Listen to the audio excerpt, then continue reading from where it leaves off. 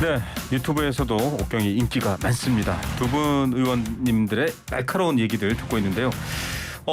정 의원님도 또 신 의원님도 의회에서 활동을 하셨고 또 다양한 선거에 함께 해보셨기 때문에 허위사실 공표 많이들 듣고 보고 또 조심도 하셨을 것 같은데 지금 이재명 대표, 윤석열 대통령 두 분 다 공직선거법상 허위사실 공표 혐의로 고발이 돼 있고 이제 그런 상황입니다.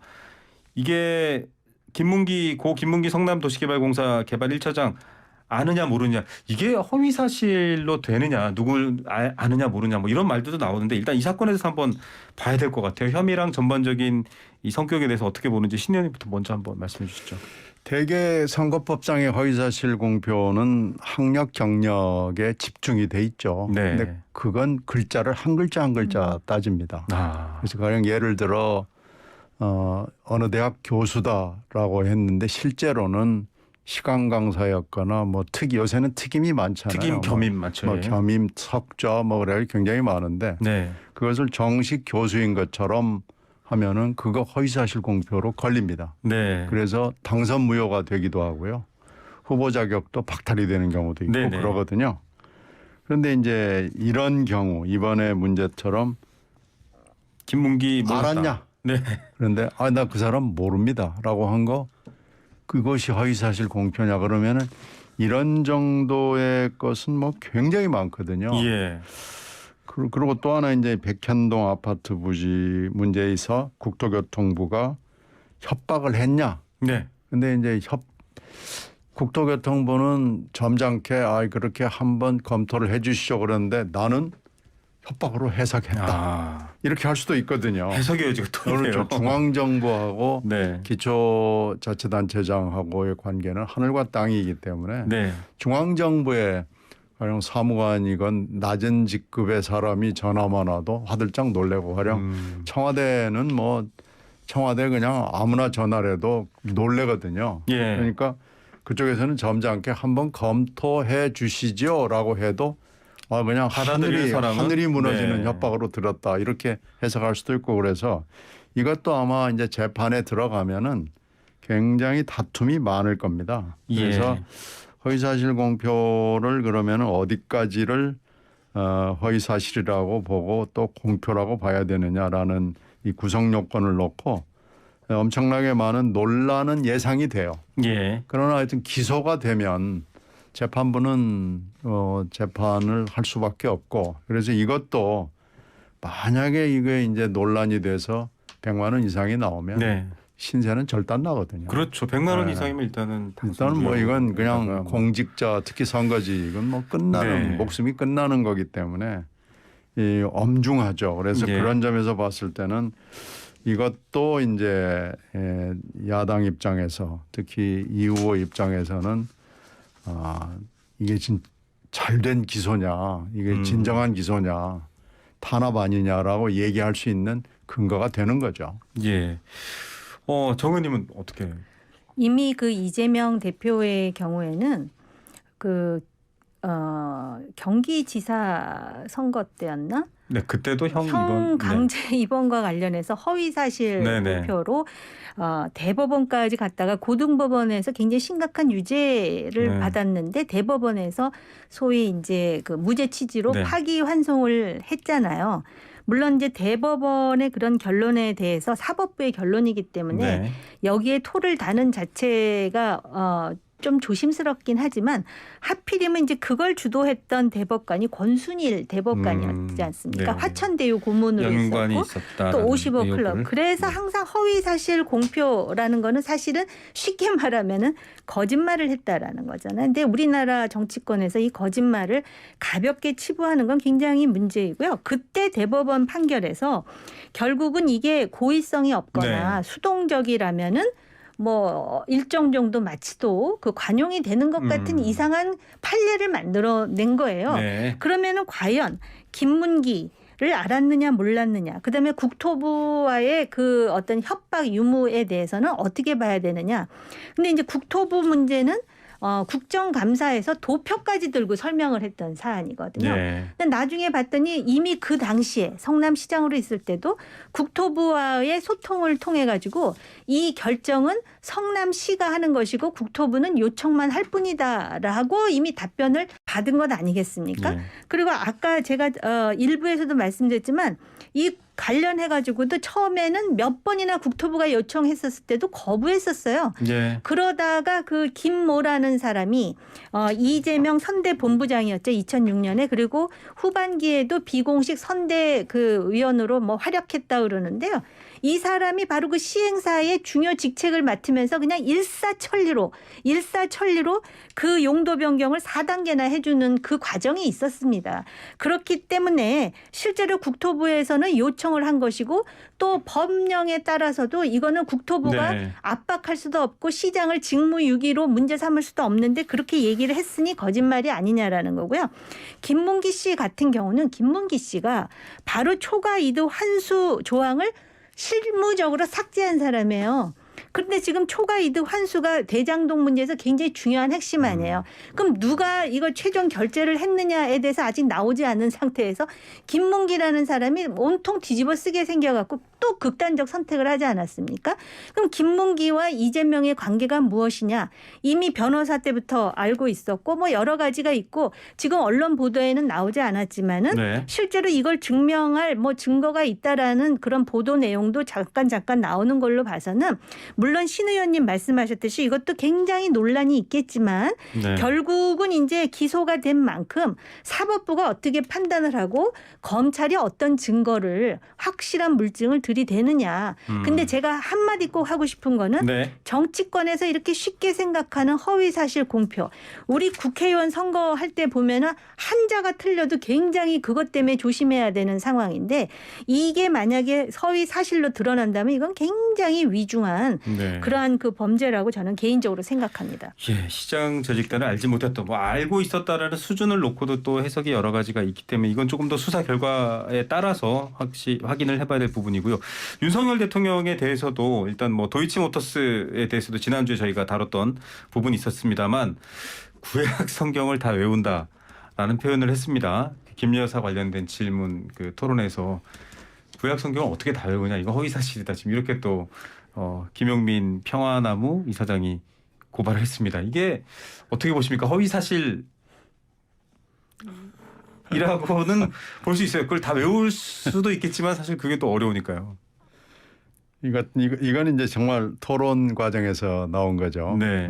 그래서 아마 지금 이게 좀 역설적인 게 이재명 지사가 당시 대법에서 받은 판결에 따르면 이런 정도는 아마 면제를 받을 수 있을 것 같아요. 네. 근데 이제 고발을 했으니까 이것도 이제 기소 여부를 검토를 할 수밖에 없겠죠. 그래서 이재명 그 당시 지사로서 받은 네. 대법원 판결이 이게 뭐 찬반 논란이 굉장히 심했고요. 그 당시에 대법관 한 사람의 차이로 그렇죠. 이게 뒤집어지고 뭐 그랬거든요. 원래 2심까지는 지사 자격도 박탈이 되고 뭐 다음 대선 네. 꿈도 못 꾸는 정도였는데 이제 그런 정도는 우리가 거짓이라고 인정할 수는 없는 거 아니냐. 예. 그래서 봐준 거거든요. 네. 그래서 이 봐준 판결이 윤석열 대통령에게 적용이 된다면은 이것도 하여튼 좀 역설적으로는 예. 좀 그런 거죠. 근데 이제 문제는 구약성경보다는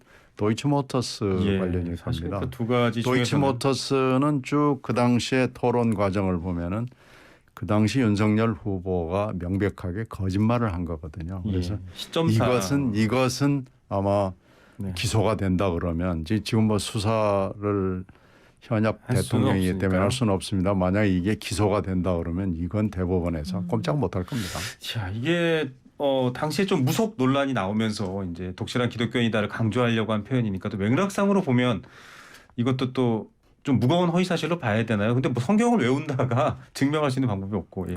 아니 김건희 여사 나와서 한번 외워보라 그러. 저는 네. 정호 진짜 의원께서 한번 외워. 구약 성경이 꽤 두꺼운 것으로 알고 굉장히, 있어요. 예, 양이 어마어마하다고 예. 합니다. 근데 도이치모터스라든지 이제 그 왜 논문 표절 문제 있잖아요. 네. 이거는 윤석열 대통령 결혼 전에 있었던 네. 일로 알고 있는데 이거에 대해서 왜 그렇게 후보 시절에 이거를 자신 있게 얘기를 했는지 전 조금 이해가 안 가는 네. 측면이 있어요. 그것도 아마 두 가지 이유겠죠. 하나는 부인한테 들은 얘기를 액면 그대로 완전히 100% 믿고 얘기를 했든지 네. 아니면 본인이 사실관계를 알면서 허위 사실을 유포했든지 뭐 가능성은 그 둘 중에 네. 하나 아니겠습니까? 그런데 뭐 제가 지금 할 수 있는 말은 법은 만인에게 평등한 거예요. 네. 그렇기 때문에 이 문제와 관련해서도 이미 저기 고발이 들어갔으면 법대로 근데 이제 그 소위 형사 소추권이 네, 이제 불소추 특권이 있으니까. 불소추 특권이 있기 때문에 아마 이제 임기가 끝난 다음에 이 부분에 대해서 그 몇 달 시한이 있겠죠? 몇 달 내로 이제 조사하지 않을까 그런 생각이 들고요. 예. 저는 이 도이치모터스라든지 논문 표절 문제를 이렇게 야당이 강력하게 제기하면서 특검을 강조하는 이유가 뭘까를 간단하게 제 나름대로 해석을 하자면 결국 현실적으로 이게 과연 특검의 소재인가 또 현실적으로 가능한가의 문제가 있음에도 네. 불구하고 하는 이유는 뭐 이제 이재명 이슈라는 문제도 있지만은 결국은 그 특별감찰관 문제와 연동되는 게 아닌가. 왜냐하면은 이제 특별감찰관을 임명하게 되면 특별감찰관은 그 대통령 되기 이전의 문제, 도이치모터스 논문 표절 문제는 아마 네. 감찰 대상이 아닐 거예요. 그러나 특별감찰관을 임명하게 되면은 그 뭐 관저 레노베이션이라든지 사적 채용이라든지 이런 네. 문제는 아마 이제 조사가 되겠죠. 그렇기 때문에 지금 이게 현실적으로 어렵다 그래서 국민의힘에서 이거를 너무 쉽게 대응하기보다는 이 여론 지금 어쨌든 뭐 특검이 필요하다는 여론이 의외로 굉장히 높지 않습니까? 네. 비등하는 여론을 잠재울 수 있는 설득력 있는 그런 대안이 지금 제시될 필요가 있다라고 보여져요. 예. 이 지금 하여튼 계속 문제가 되는 게 두 사람이 서로 적대적 공생관계인 게 맞잖아요. 특히 윤 대통령의 지지율이 매우 낮고 그리고 이 김건희 여사가 끊임없이 군부를 떼주고 뭐 이러는 게 굉장히 지금 중요한 상황이기 때문에 여론조사를 이번에 추석 때 이렇게 해보면은 특검이 의외로 높네. 여론 지지가 많네. 이렇게 지금 해석이 되잖아요. 네네. 그 이유가 거기에 있을 거예요. 그러면 그렇게 보면은 이 이슈는요. 야당이 절대 놓치지 않습니다. 그렇기 때문에 지금 뭐 엘리자베스 여왕하고 미국하고 순방을 하는 것도 나오죠. 왜 가야 되느냐라는 얘기를 국민들이 하고 있거든요. 예. 이렇게 외국을 나갈 때마다 김 여사 문제가 시끄럽고 또 나가서 또 사고 치는 거 아니냐라는 지지자들은 걱정을 하고 지지하지 않는 사람들은 또 뭐가 나겠구만 뭐 이렇게 바라보고 있는 거 그래서 그 여론이 굉장히 미묘하게 서로 상승 효과를 일으킬 것이기 때문에 이것은 지금 꺼지지 않는 불이 아닌가 싶어요. 나토 때도 동행했어야 됐냐. 결과적으로 거기서 목걸이 뭐 여러 이제 이슈가 또 시작됐습니다만 정 의원님 그 덧붙여서 한 가지 더 여쭤볼 게 지금 사실 북한이 핵무력 관련한 법령도 만들었고 지금 외국 정상을 만나는 게 너무 중요한 시기잖아요. 지지도 그렇고.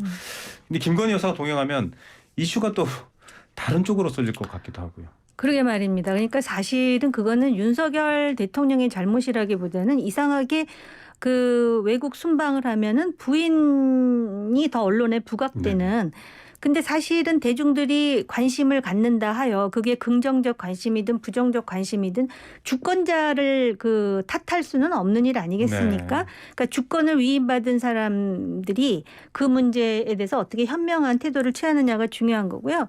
지금 그 북핵 문제를 말씀하셨지만은 담대한 구상을 얘기했는데 그거에 대해서 핵무력 법제화로 맞서고 있어요. 이거는 핵을 포기할 생각이 추호도 단 1도 없다라는 네. 겁니다. 그렇다면은 애초에 담대한 구상이라는 게 굉장히 민망해지는 순간이거든요. 네.